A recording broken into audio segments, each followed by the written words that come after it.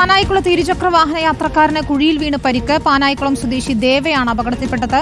ഓടിക്കൂടിയ നാട്ടുകാർ പരിക്കേറ്റയാളെ സ്വകാര്യ ആശുപത്രിയിൽ എത്തിക്കുകയായിരുന്നു. അഞ്ജലി ശ്രീജിത രാജ് ചേരുന്നു വിശദാംശങ്ങളുമായി. അഞ്ജലി, ദൃശ്യങ്ങൾ കണ്ടാൽ അറിയാം ഒരു വലിയ വീഴ്ചയാണ്. എന്താണ് സംഭവിച്ചത്? അയാൾക്ക് പരിക്ക് പറ്റിയിട്ടുണ്ടോ?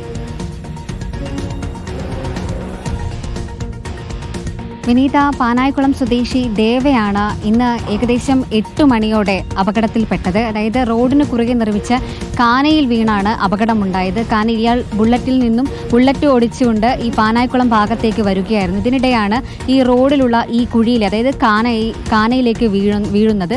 തുടർന്ന് ഓടിക്കൂടിയ നാട്ടുകാരാണ് ഇയാളെ ഉടൻ തന്നെ രക്ഷിച്ച് ആശുപത്രിയിൽ പ്രവേശിപ്പിച്ചത്.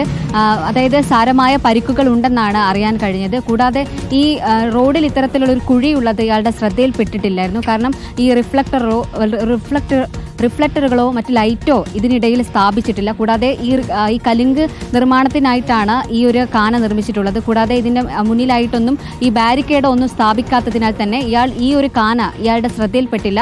തുടർന്നാണ് ഈ ഓടിച്ചു വരുന്നതിനിടയിൽ ഈ കുഴിയിലേക്ക് വീഴുന്നത്.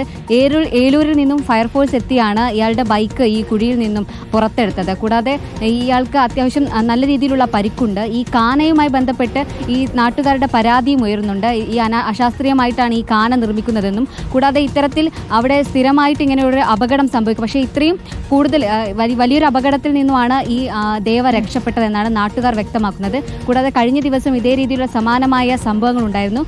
ഈ ഒരു കാനയിൽ അതായത് ഒരു അടിയോളം വെള്ളവും ഉണ്ടായിരുന്നു. കൂടാതെ ഇയാൾ വീണ സമയത്ത് പെട്ടെന്ന് നാട്ടുകാർ അവിടെ ഉള്ളതുകൊണ്ടാണ് ശ്രദ്ധയിൽപ്പെട്ടത്. അവരെല്ലാവരും ഓടിക്കൂടിയാണ് ഈ ദേവയെ ഉടൻ തന്നെ സ്വകാര്യ ആശുപത്രിയിൽ പ്രവേശിപ്പിച്ചത്. വിനീത, ശരി, അഞ്ജലിയാണ് വിവരങ്ങൾ നൽകി.